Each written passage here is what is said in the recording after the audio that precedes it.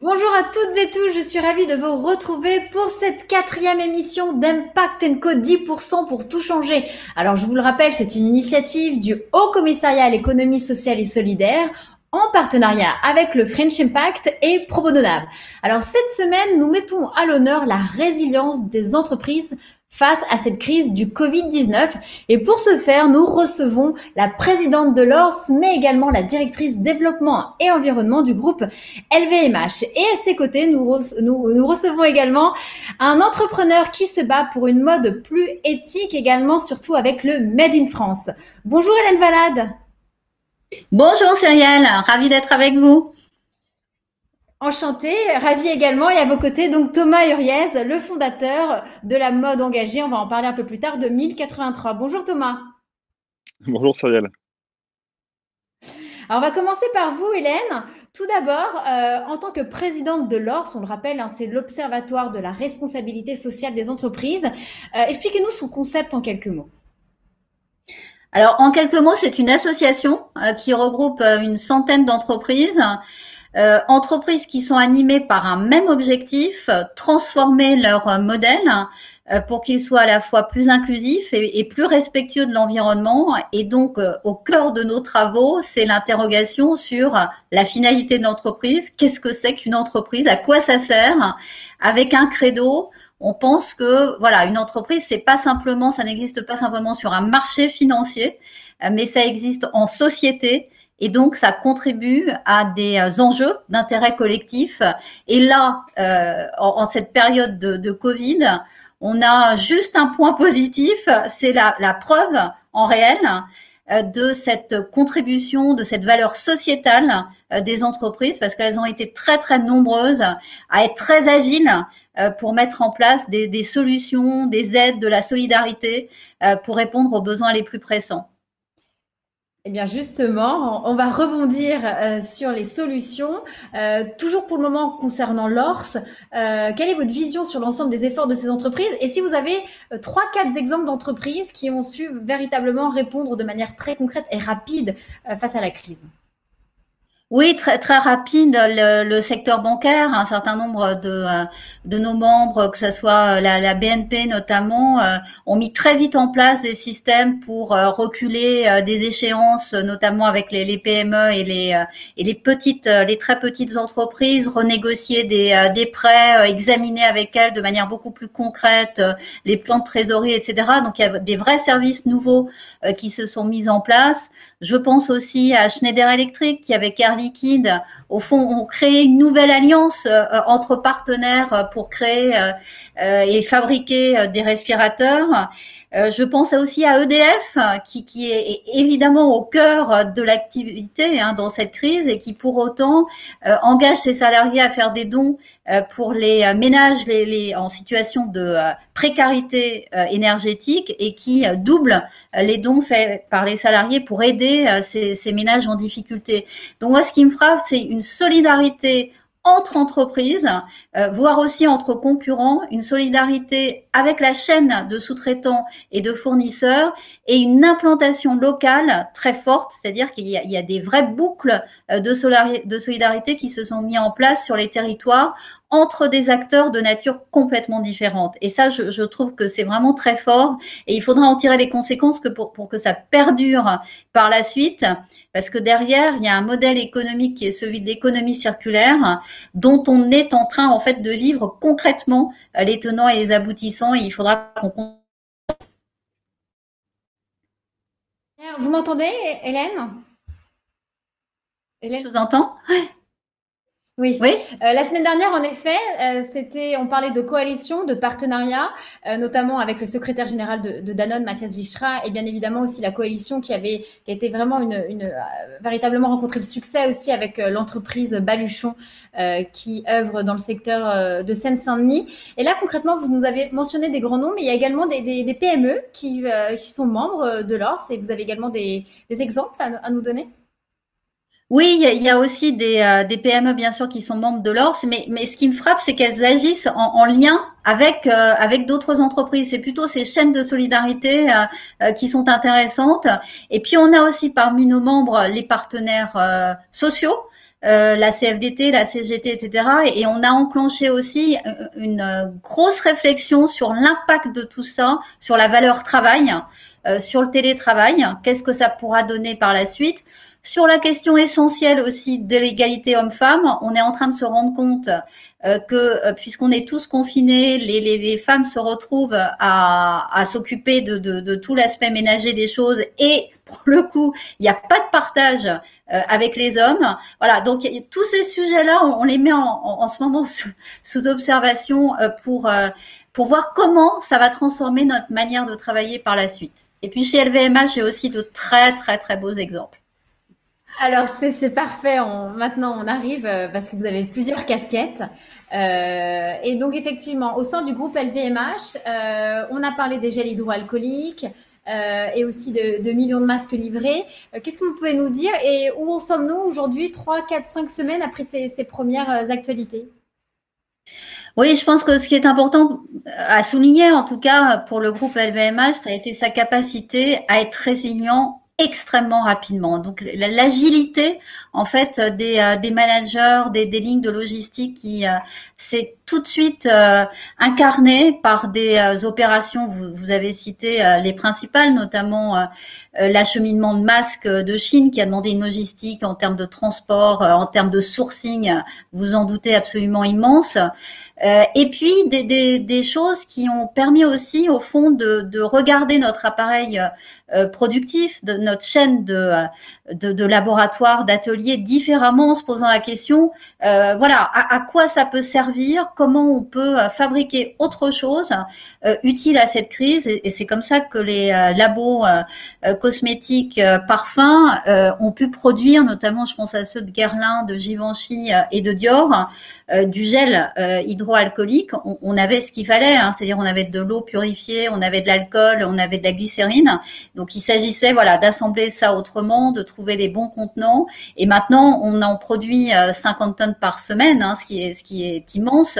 Voilà un bel exemple de reconversion d'un appareil productif en période, j'ai envie de dire de guerre, quoi.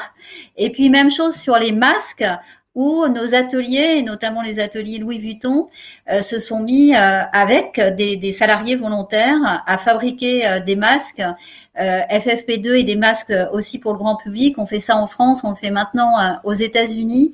Et dernier exemple que j'ai en masques.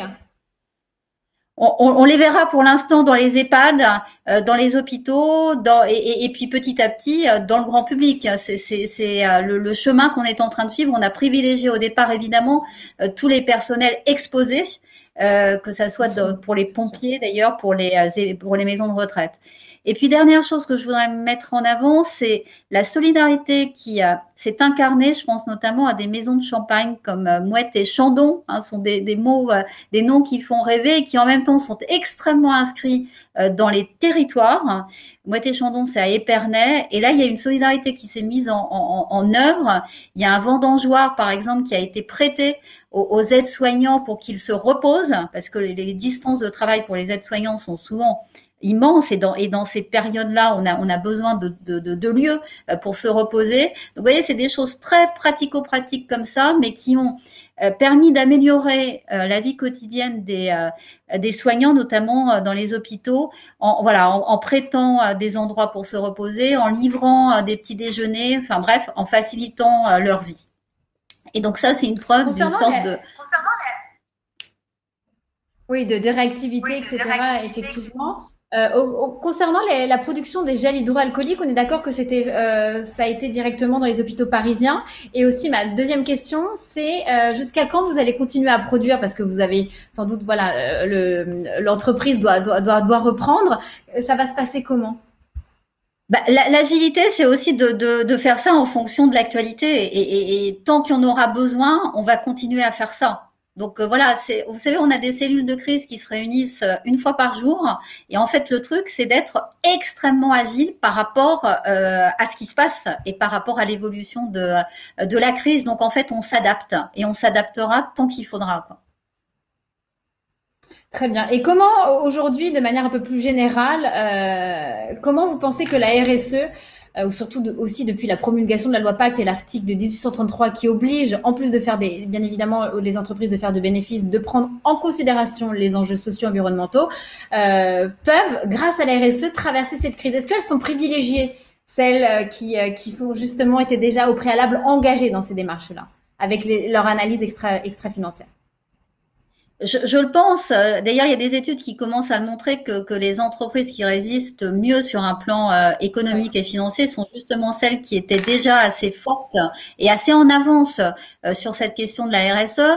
Je pense que la création de cette valeur sociétale, encore une fois, dont on a une preuve très concrète en ce moment, va laisser des traces parce que les consommateurs vont se souvenir de cela et du coup seront probablement plus exigeants en la matière et je pense que voilà, tout cela va être renforcé par la suite.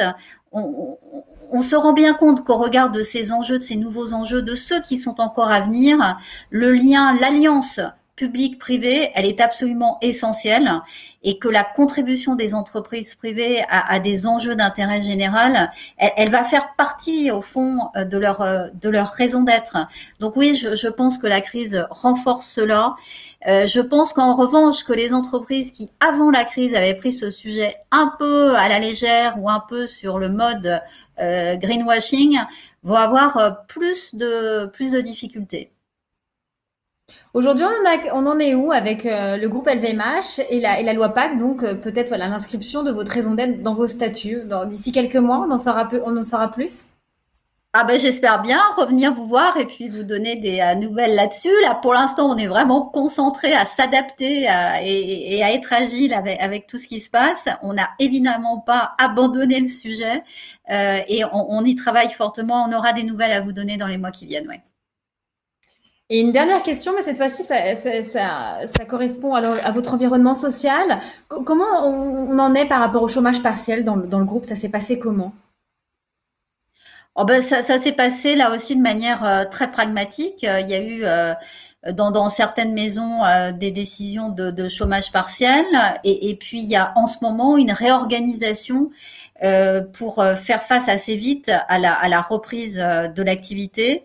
Et tout ça là aussi se fait de manière très pragmatique en fonction des ateliers, en fonction de leur localisation, en fonction aussi de la localisation géographique des maisons dans le monde, parce que évidemment on se conduit pas de la même façon en France, aux États-Unis, en Chine, et donc on est en train de gérer cette reprise des activités avec une obsession, c'est la protection de la santé des collaborateurs, où là aussi il y a beaucoup de choses à mettre en place en réemploi de charges de travail pour assumer tout ce sujet du nettoyage qui arrive en plus des tâches habituelles. Et donc voilà, on est vraiment en train d'organiser ça en ce moment. Et vous aussi, vous avez une transformation au niveau de vos méthodes de travail. Il y aura sans doute un après, non? Après cette crise. Je pense que il y avait plein de gens qui pensaient que le télétravail ça marchait pas et que certains en profitaient pour ne rien faire. Là, on a franchement la preuve que ça marche et qu'on travaille beaucoup. On travaille trop d'ailleurs, moi je trouve, parce que du coup il y a plus de barrière entre vie privée et vie professionnelle. Il y a plus de temps de transport, il y a plus il y a plus de temps voilà aux terrasses avec les amis. On est devant notre ordinateur toute la journée. Donc oui. Ah c'est ça. Donc, là c'est too much là.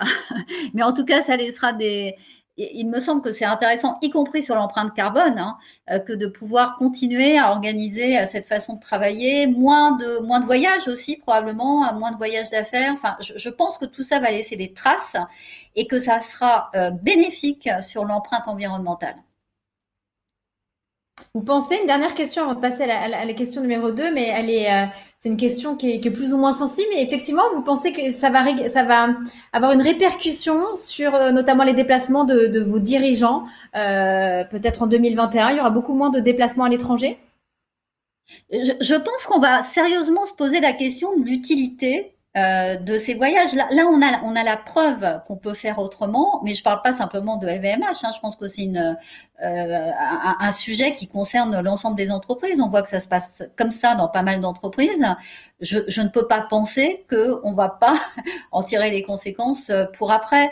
Et je pense qu'il y aura des voyages beaucoup plus sélectifs et qui seront plus rentabilisés sur le plan des rencontres, du dialogue, de la présence, et que ceux qui, au fond, n'étaient pas ultra nécessaires seront probablement réduits. En tout cas, c'est dans cette voie-là qu'on va travailler, ouais. Merci Hélène Valade, on vous retrouve après. Maintenant, on passe à Thomas Uriez, le fondateur de la marque 1083. Donc, vous étiez informaticien, ensuite vous avez décidé de vous lancer dans la mode éthique. Rapidement, concrètement, vous pouvez nous raconter ce déclic et puis ensuite tout l'ADN de 1083 qui fait bien évidemment la promotion du Made in France. Oui, ben, c'est exactement ça. Je suis un informaticien repenti. Quand j'ai réalisé que j'étais parti pour travailler au moins 8 heures par jour devant un ordinateur, en interaction avec cet ordinateur, je me suis dit, oulala, pas trop, c'est pas pour moi et j'ai besoin de donner ce temps de travail, ces minutes, ces heures, ces jours de travail tout au long d'une vie à une cause qui m'est chère. Et donc, j'ai décidé d'entreprendre dans l'éthique. Et pour cela, j'ai transformé une maison de famille qui se situait à Romans, dans la Drôme, en face d'un centre de magasin d'usine pour ouvrir une boutique de mode éthique en 2007. Donc, ça fait 13 ans maintenant. Et ce métier de commerçant dans la mode, je l'ai appris sur le tas puisque j'étais informaticien. J'ai appris à aimer la mode, j'ai appris à aimer le commerce, j'ai appris à aimer les gens. Et petit à petit, ben, mon activité s'est développée avec une offre un peu, je dirais, ethnique, baba cool au début, puisqu'il y a 13 ans, la mode éthique, c'est pas forcément très, très joli. Je confesse avoir vendu quelques bonnets péruviens, mais justement, ces marques un peu trop ethniques ben, ont périclité. Et pour pas que mon magasin ferme, alors que je commençais à avoir la puissance économique et le sens de ces filières plus éthiques, plus locales ou plus responsables, je me suis dit, je peux pas mourir avec mes fournisseurs, donc je vais créer ma propre marque. Et c'est comme ça qu'en 2011-2012, j'ai décidé de créer une nouvelle marque de mode, Made in France pour le coup, parce que comme on est à Romans, on a vécu de plein fouet les délocalisations. Et donc, moi, je voulais essayer de porter mes valeurs dans un produit, pour le coup, beaucoup plus universel, beaucoup plus concurrentiel et beaucoup plus intéressant que le bonnet péruvien, c'est le jean. Et c'est comme ça que j'ai lancé 1083 en 2013, une marque de jean éco-conçue et made in France. Alors, 1083, c'est le nombre de kilomètres qui sépare les deux villes les plus éloignées de France. Et 2013, c'est aussi une année qui a marqué le monde entier avec l'effondrement du Rana Plaza au Bangladesh. Il y avait un peu un lien de causalité ou non, justement, je vous entends dire, voilà, l'idée a émergé bien avant cette catastrophe.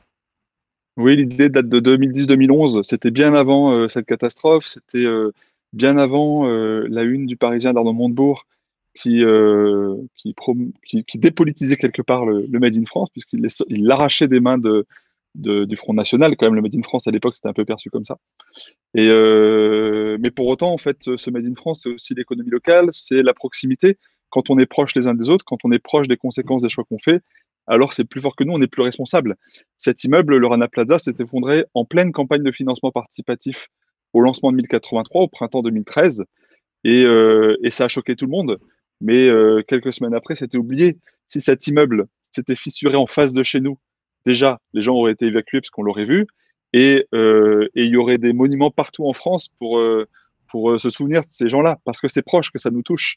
Donc moi, je crois énormément à la proximité, et je trouve que c'est le moyen le plus engageant et finalement le plus puissant pour changer le monde avec tout le monde. Là, c'est la journaliste qui parle, mais je recommande un documentaire qui est sur Netflix, qui n'est pas une plateforme française, qui s'appelle The True Cost et qui met bien en lumière, on va dire, un peu ce qui se passe avec cette mode de fast fashion, etc. Aujourd'hui, est-ce que c'est compliqué avec cette concurrence, notamment d'Asie, de produire du Made in France au niveau marketing, le juste prix? Bon, après, vous avez un jean à 90 €, c'est ça? Oui, oui. Comment on fait pour Alors moi, je dirais que séduire les consommateurs? bah, en un, on fait des jeans qui font des jolies fesses. C'est quand même la priorité quand on achète un jean. Qu'est-ce qu'on fait quand on se regarde soi-même, un homme ou une femme, on se regarde dans la cabine, on regarde ses fesses. Et c'est ce qu'on regarde aussi chez les autres. Donc en fait, c'est vraiment l'essentiel d'un jean. Et une fois qu'on a fait ça, eh ben, on peut apporter plein d'autres choses. Une production locale, une production de qualité. On peut faire vivre la fabrication du jean à nos clients en leur montrant les hommes et les femmes qui le fabriquent, en faisant visiter les ateliers. On peut aussi tout raconter d'histoire, que ce soit dans nos magasins, sur les réseaux sociaux, ou même dans le livre Remade en France là, que j'ai écrit l'an dernier. Donc il y a vraiment plein de moyens de donner de la valeur ajoutée au jean. Et pour être concurrentiel des grandes marques, puisque notre jean est au même prix que les marques, et ben en fait, il suffit d'avoir une marge de distribution plus courte. Et donc, en réalité, on a le même modèle économique que les marques de fast fashion, H&M ou Zara. Eux, ils achètent pas cher pour vendre pas cher. Nous, on achète cher, c'est que des grandes marques. Et finalement, ce sont ces grandes marques qui font le plus de marge et qui achètent au même prix que les marques de fast fashion. Parce que quand vous regardez une étiquette d'un jean de marque et une étiquette de jean de fast fashion, l'étiquette de prix, il y a un écart de 1 à 3. Par contre, si, c'est pas très cohérent parce que si vous regardez l'étiquette de composition, vous allez vous apercevoir que c'est fabriqué dans les mêmes pays et avec les mêmes composants. Donc en fait, la seule différence fondamentale qu'il y a entre ces marques de fast fashion et ces grandes marques, c'est la marge de distributeur. Et c'est donc tout le marketing dont on a besoin des marques. Leurs jeans sont de meilleure qualité ou sont plus cool que les pas chers, quoi. Thomas, vous m'entendez bien? Oui, parfaitement. Très bien, ok. J'ai eu un petit bug. Concernant, vous avez combien de nombre de magasins et combien d'emplois et d'emplois directs en 7 ans? Alors, donc il y a 7 ans, quand on s'est lancé, on faisait 200 000 euros de chiffre d'affaires. Aujourd'hui, on fait 8 millions d'euros de chiffre d'affaires. Et donc, tous les emplois créés sont la conséquence directe des commandes de nos clients. Plus il y a de gens qui achètent des jeans 1083 au lieu d'acheter des jeans de marque, plus on crée de l'emploi. Et donc, en 7 ans, on a créé 150 emplois dans notre filière, dont 70 emplois dans nos ateliers et usines à nous. Et nos jeans sont distribués à 50% sur Internet, sur 1083.fr, et à 50% dans plein de magasins en France, dont 5 magasins 1083 et Modétique, qui sont nos magasins à Lyon, à Nantes, à Grenoble, à Romans et à Paris. Très bien, ok. Et le profil de vos consommateurs, c'est des personnes plutôt initiées, non? Ou vous avez un peu de tout? Non. Alors, c'est ça qui est super intéressant, c'est que quand j'ai ouvert ma boutique de mode éthique en 2007, il n'y avait que des écolos encore plus convaincus que moi. Et du coup, je ne touchais qu'une petite part de la population qui était déjà très engagée. Et ça me frustrait parce que finalement, moi qui voulais partager mes convictions, je ne les partageais qu'avec des gens qui étaient déjà d'accord avec moi, voire encore plus engagés que moi. Et avec le Jean Made in France, avec 1083, ce qui est génial, c'est qu'on a des clients maintenant d'extrême gauche, du centre, de droite et même d'extrême droite. Et tous viennent chercher un jean plus éthique, plus local, plus made in France, plus bio, bien coupé, etc. Et faire converger tout le monde, alors que a priori, tous ces gens-là sont censés se taper dessus, de voir qu'en fait, il y a des projets, il y a des produits qui fédèrent, c'est extrêmement encourageant, gratifiant pour notre entreprise parce que ça montre que nos valeurs, quelque part, elles sont universelles. Alors là, on va axer directement maintenant, bien évidemment, sur la crise. Vous avez été résilient, vous avez fait fabriquer des masques dans vos ateliers et vous êtes dans vos ateliers. Est-ce que vous avez un masque à nous montrer? Oui, j'en ai deux. J'ai le premier masque qu'on a fabriqué sur la base du CHU de Grenoble. Donc, c'est le premier patronage qu'on a utilisé qui est une réponse en fait aux demandes d'infirmiers, médecins, ambulanciers locaux qui, depuis le 16 mars, sont parfois en rupture de stock de masques et qui nous ont appelés à l'aide parce que la communication qu'ils avaient reçue du CHU de Grenoble les engageait à faire leurs propres masques de secours. Mais comme ils n'avaient pas de machine à coudre, ils n'étaient pas capables de les fabriquer. Donc, ils nous ont démarchés sur Romans, mais comme partout en France, des ateliers textiles ont été démarchés par leurs professionnels de santé.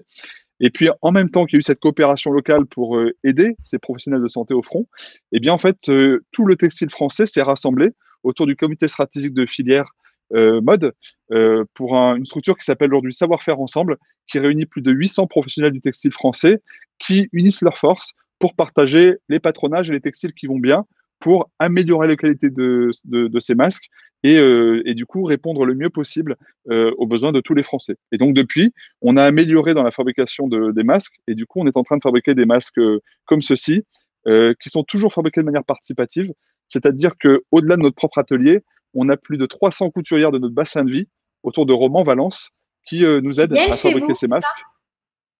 Non, en fait, Je voudrais on bien fait des kits. comprendre cet élan de solidarité. Ouais. En fait, on livre des petits kits de 40 masques dans ces boîtes. Et donc, les masques sont distribués en pièces détachées avec le morceau de tissu et des élastiques. Et donc, tout ça avec un tutoriel permet de décupler nos capacités de production, parce que tout l'enjeu, c'est de répondre dans un temps très court à cette demande très massive. Et donc, il n'y a que par la proximité et la coopération qu'on peut réussir à fournir une telle demande.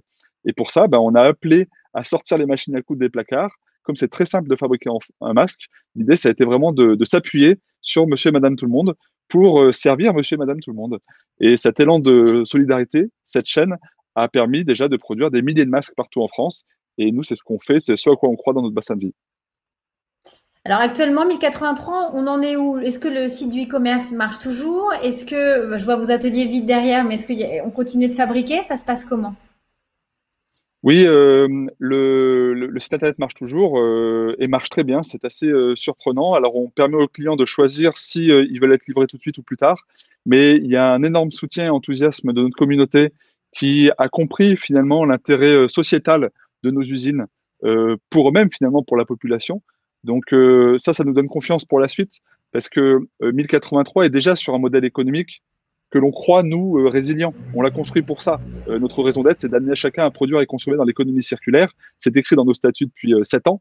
Et du coup, on est déjà sur ce nouveau modèle économique-là. Et donc, cette crise, elle n'est pas une prise de conscience pour nous, mais elle est vraiment une prise de confiance, tant on sent que les consommateurs et les citoyens comprennent la force qu'ils ont avec leur carte bleue et à quel point ils peuvent changer la France rien qu'en changeant leur façon de consommer.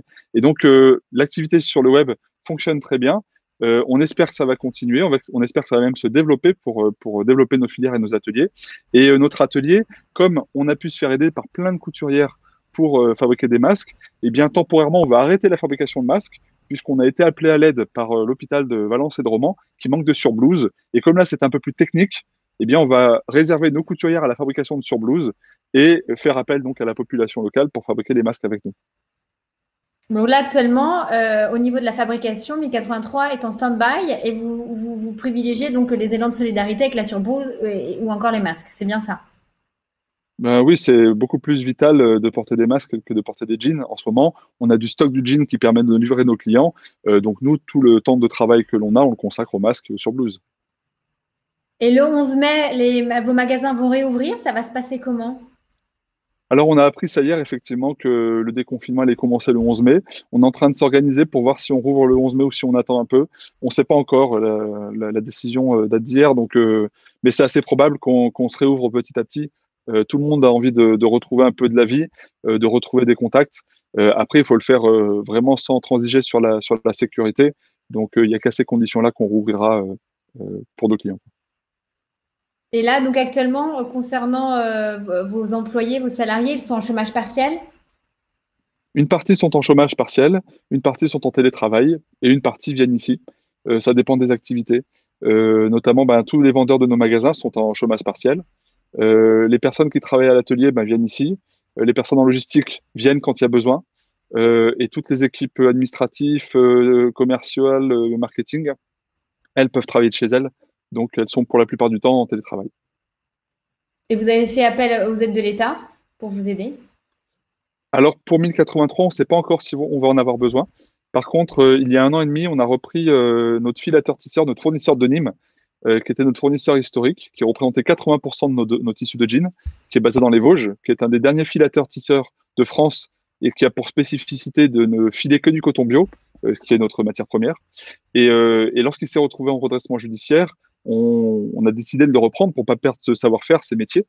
Et cette reprise s'est très bien passée la première année. Mais là, on est dans la deuxième année et cette crise du Covid va être un gros aléa pour nous. Donc, pour la survie de cette reprise-là, effectivement, on va faire un PGE pour finalement amortir le manque à gagner qu'on vit actuellement sur plusieurs années. Et on va essayer d'engager un maximum de nos clients à nous suivre, à router une partie de leur production qui peut être délocalisée, la remettre chez nous pour que demain, ils puissent compter sur nous, parce que nos clients ont besoin aussi de nous. Et donc, du coup, vraiment, on est liés. Et pour ça, on a besoin d'unir nos forces, au moins temporairement. Alors, une dernière question, je vais m'adresser à vous deux, mais je vais commencer par Hélène Valade. De manière, je ne parle plus à la dirigeante, à l'entrepreneur que vous êtes, mais surtout à la mère de famille et à la femme, à la citoyenne. Qu'est-ce que ça a changé pour vous, cette crise, Hélène Valade? Ça a changé d'abord de se retrouver au fond uniquement dans l'univers privé. Donc j'ai une connaissance maintenant très intime de mon propre appartement que j'avais pas du tout avant.